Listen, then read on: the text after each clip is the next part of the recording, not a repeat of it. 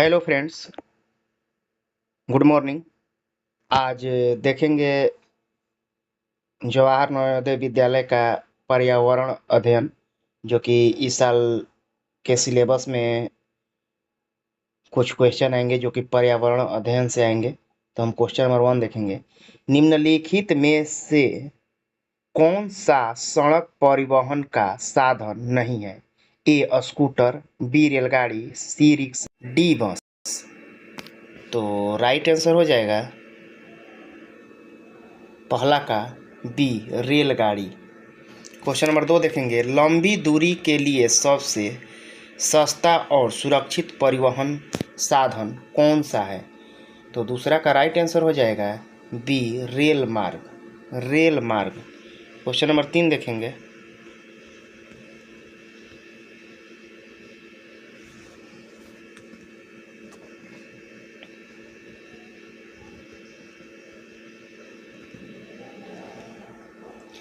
भारी सामान यानी कोयला और अनाज ढोने के लिए कौन सा मार्ग सबसे किफ़ायती है? ए वायु मार्ग, बी सड़क मार्ग, सी जल मार्ग, डी रेल मार्ग।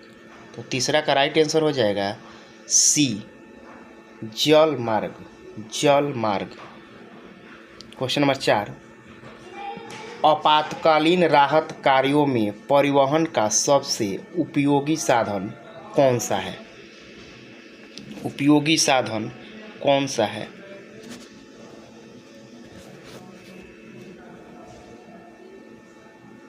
ए हो जाएगा जल मार्ग, बी वायु मार्ग, सी सड़क मार्ग, डी रेल मार्ग। तो चौथा का राइट आंसर हो जाएगा बी वायु मार्ग। वायु मार्ग। वायु मार्ग। Question number 5। सड़क परिवहन की सबसे बड़ी हानि क्या है? ए महंगा होना, बी धीमा होना, सी प्रदूषण और ट्रैफिक जाम, डी असुरक्षित होना। तो पांचवा का राइट आंसर हो जाएगा सी प्रदूषण और ट्रैफिक जाम। Question number 6। द्वीपों तक पहुंचने का मुख्य साधन कौन सा है? ए रेल मार्ग, बी वायु मार्ग, सी जल मार्ग, डी सड़क मार्ग। तो छठा का राइट आंसर हो जाएगा सी जल मार्ग। जल मार्ग। क्वेश्चन नंबर 7 देखेंगे। मेट्रो किस प्रकार के परिवहन का उदाहरण है? ए सड़क मार्ग, बी रेल मार्ग, सी वायु मार्ग, डी जल मार्ग। तो सातवां का राइट आंसर हो जाएगा बी रेल मार्ग। रेल मार्ग। Question number 8।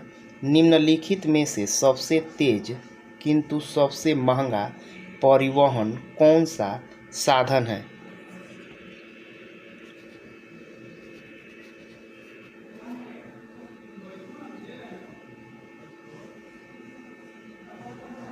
ए हो जाएगा रेल मार्ग, बी सड़क मार्ग, सी वायु मार्ग, डी जल मार्ग।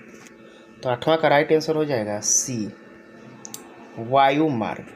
Question number 9। गंगा और यमुना किसका उदाहरण है? ए पर्वत, बी नदी, सी पठार, डी मैदान।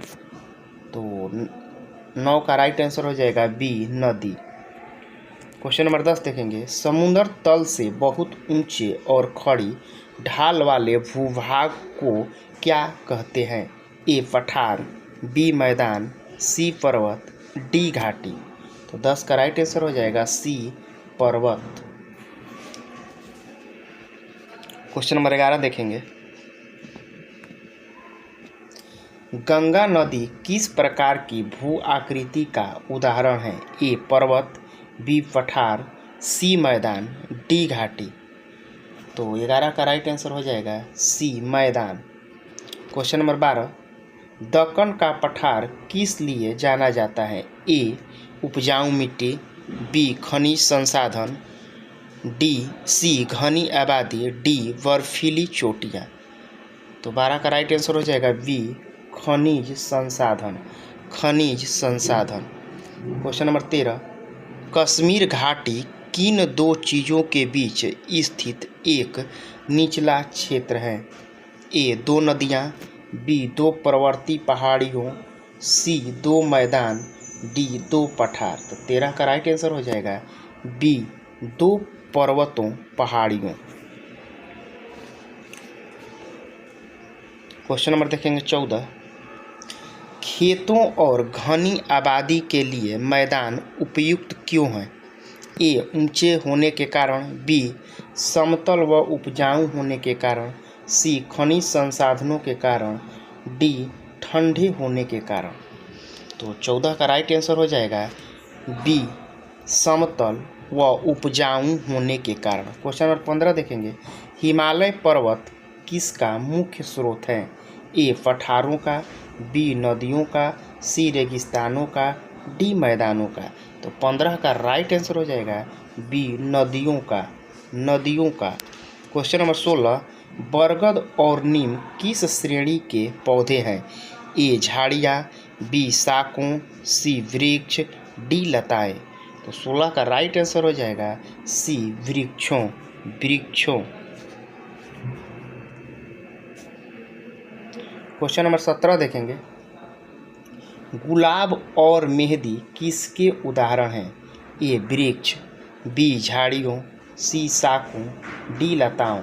तो 17 का राइट आंसर हो जाएगा बी झाड़ियों, झाड़ियों। Question number 18। पुदीना, धनिया और तुलसी किस श्रेणी में आते हैं? ए वृक्ष, बी झाड़ियाँ, सी शाकों, डी लताओं। तो 18 का राइट आंसर हो जाएगा सी शाकों यानी हर्ब्स, शाकों यानी हर्ब्स। क्वेश्चन नंबर 19 देखेंगे। अंगूर और मनी प्लांट को सहारे की आवश्यकता क्यों होती है? ए तने कमज़ोर होते हैं, तने बहुत मोटे होते हैं, सी पत्ते बड़े होते हैं, जड़ें कमज़ोर होती हैं। तो 19 का राइट आंसर हो जाएगा ए तने कमज़ोर होते हैं, यानी अंगूर और मनी प्लांट का जो पौधे होते हैं उनका तना होता है जो कमज़ोर होता है। क्वेश्चन नंबर 20 देखेंगे।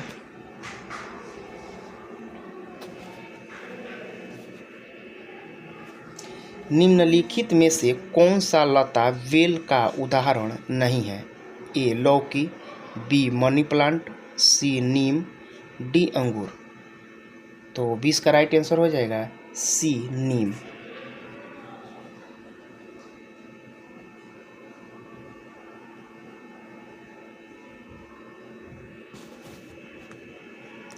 क्वेश्चन नंबर देखेंगे 21।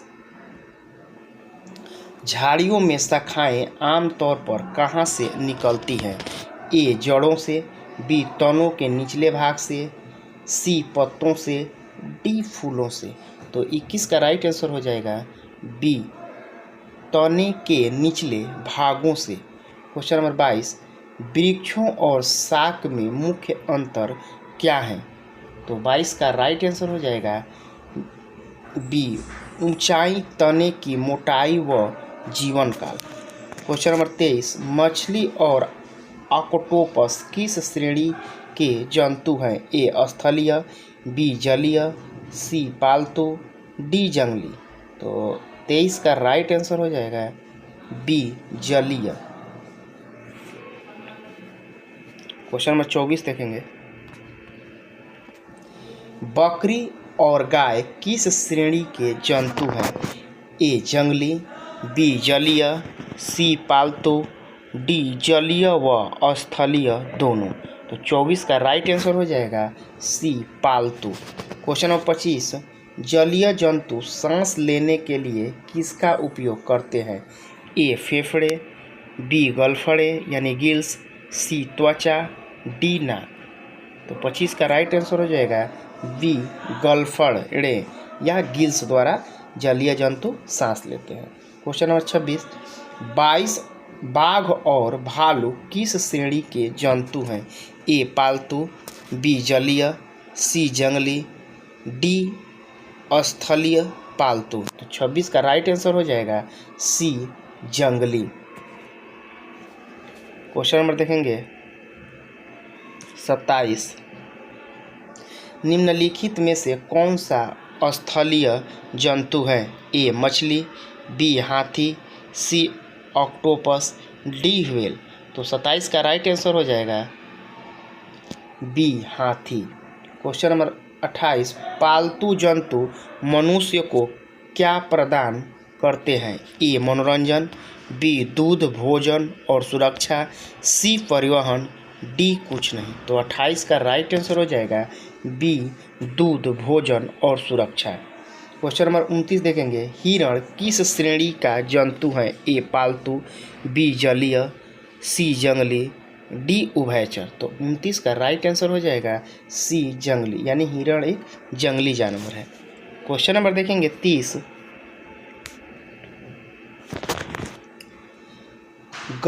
सूर्य की गर्मी से पानी का भाप बनकर ऊपर उठने की प्रक्रिया को क्या कहते हैं? ए संघनन, बी वाष्पीकरण, सी वर्षा, डी संग्रहण। तो 30 का राइट आंसर हो जाएगा बी वाष्पीकरण। वाष्पीकरण। क्वेश्चन नंबर हो जाएगा 31, ऊंचाई पर ठंडी हवा से भाप की बूंदों में बदलने और बादल बनने की प्रक्रिया को क्या कहते हैं? तो 31 का राइट आंसर हो जाएगा बी संघनन। बी संघनन। क्वेश्चन नंबर 32,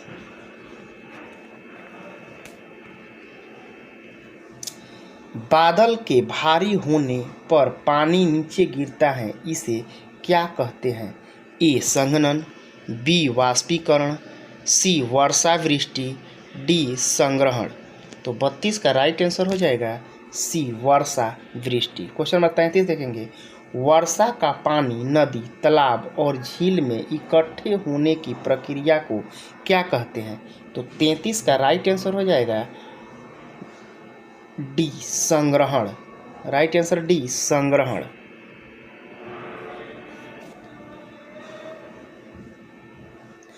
क्वेश्चन नंबर देखेंगे 34, जल चक्र में कुल कितने मुख्य चरण होते हैं? ए 2, बी 3, सी 4, डी 5। तो 34 का राइट आंसर हो जाएगा सी 4। क्वेश्चन नंबर 35, जल चक्र पृथ्वी पर किसका संतुलन बनाए रखता है? ए तापमान, बी जल का, सी वायु का, डी मिट्टी का। तो 35 का राइट आंसर हो जाएगा बी जल का। क्वेश्चन नंबर 36, वर्षा बर्फ या ओलों के रूप में भी हो सकती है, यह किस चरण से जुड़ा है? ए वाष्पीकरण, बी संघनन, सी वर्षा, डी संग्रहण। तो 36 का राइट आंसर हो जाएगा सी वर्षा।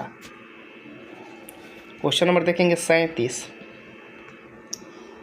मिट्टी, बांस और घास से बना कमजोर घर क्या कहलाता है?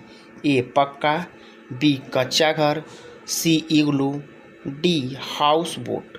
तो 37 का राइट आंसर हो जाएगा बी कच्चा घर।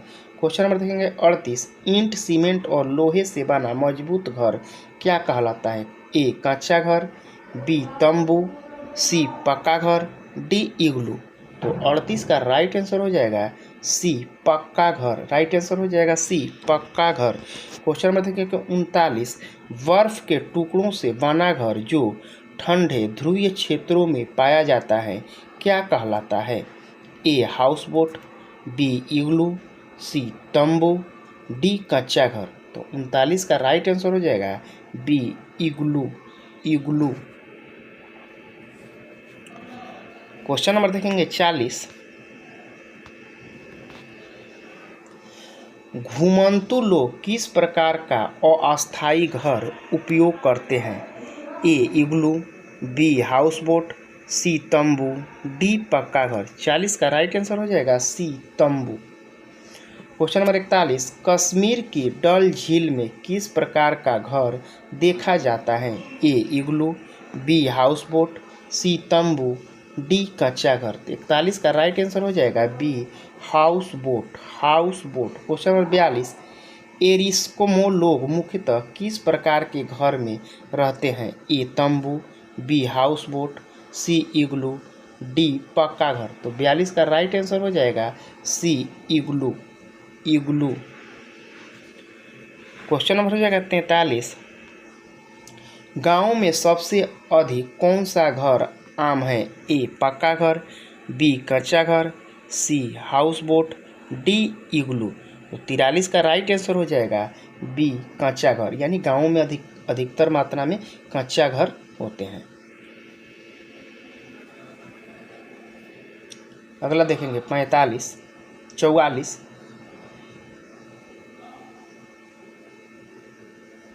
पृथ्वी की सतह के नीचे प्लेटों के खिसकने से होने वाला कंपन क्या कहलाता है? ए बाढ़, बी भूकंप, सी चक्रवात, डी भूस्खलन। 44 का राइट आंसर हो जाएगा बी भूकंप। क्वेश्चन नंबर देखेंगे 45। अत्यधिक वर्षा या नदी का जल स्तर बढ़ने से होने वाली आपदा क्या है? 45 का राइट ए हो जाएगा सूखा, बी भूकंप, सी बाढ़, डी भूस्खलन। तो 45 का राइट आंसर हो जाएगा सी बाढ़। क्वेश्चन नंबर 46 देखेंगे। समुद्र के ऊपर बनने वाले तेज घूमता तूफान क्या कहलाता है? ए बाढ़, बी चक्रवात, सी सूखा, डी भूकंप। तो 46 का राइट आंसर हो जाएगा बी चक्रवात। क्या कहलाता है? चक्रवात। क्वेश्चन नंबर देखेंगे 47। लंबे समय तक वर्षा न होने से पानी की कमी को क्या कहते हैं? ए सूखा, बी बाढ़, सी चक्रवात, डी भूस्खलन। तो 47 का राइट आंसर हो जाएगा ए सूखा। Question number 48। भारी वर्षा या कंपन से पहाड़ी मिट्टी पत्थरों का खिसकना क्या कहलाता है? तो 48 का राइट आंसर हो जाएगा बी भूस्खलन। भूस्खलन। क्वेश्चन नंबर देखेंगे 49। प्राकृतिक आपदाओं से बचाव के उपायों में क्या शामिल नहीं है? ए सुरक्षित भवन निर्माण, बी चेतावनी प्रणाली, सी वृक्षारोपण, डी पेड़ों की कटाई। तो 49 का राइट आंसर हो जाएगा डी पेड़ों की कटाई। क्वेश्चन नंबर देखेंगे 50। निम्नलिखित में से कौन सी प्राकृतिक आपदा नहीं है? ए भूकंप, बी बाढ़, सी यातायात जाम, डी चक्रवात। तो 50 का राइट आंसर हो जाएगा सी यातायात जाम। तो इस तरह का वीडियो देखने के लिए हमारे चैनल को सब्सक्राइब करें। Thank you.